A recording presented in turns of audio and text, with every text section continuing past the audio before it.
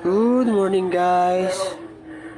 Ito tayo update tayo dun sa ating 2BPEX at ito ang itsura na nangyari dahil tinakluban ko siya dito. Hindi ko siya pinag-iwalay kasi nga baka makain ng crayfish natin.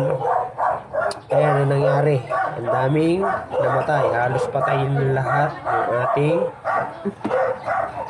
2BPEX. So check na lang natin kung meron pa tayong isasalba para mabuhay. So ibig sabihin yung ginawa nating style ay mali, yung diskarte. So yung sinasabi, matuto tayo sa mga mali. So ito, meron pa naman natirang buhay rito. So try natin yun na isalba. At yan tayo magsisimula ng paparamihin natin. So tundares na to ay wala na. Buti buhay pa yung tatlong crayfish natin. So nilipat ko muna rito at baka malason na rin sa ano ng tubig. So ayan po guys. So mali yung discarding ginawa ko. So ito ngayon ayusin natin, papalitan natin. Mamaya ano natin. Hindi ko lang alam kung pwede ba pakain sa mga goldfish. Pero hindi naman siguro sila mamamatay kung bigyan natin. Try ko natin na bigyan ang ating mga goldfish dito.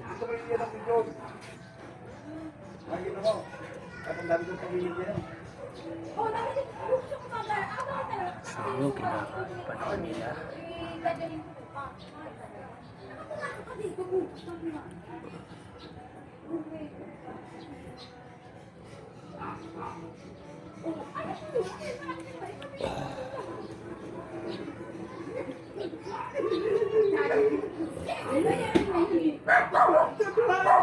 So ayan, try natin.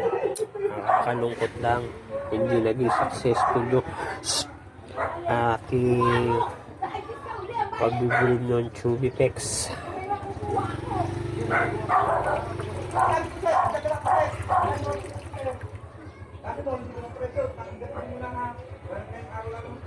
Guys,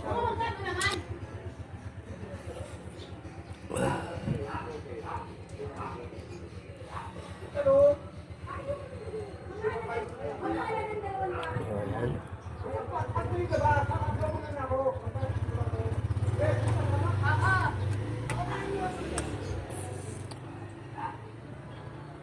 So ayan po.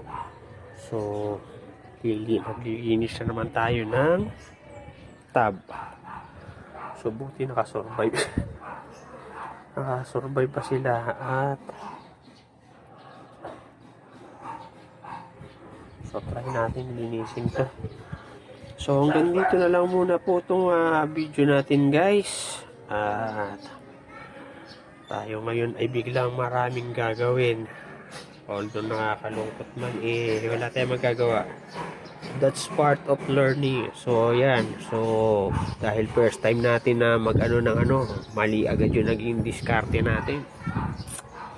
So better luck next time nga sabi. So ayusin na lang natin. So maraming salamat po. Thank you guys for watching.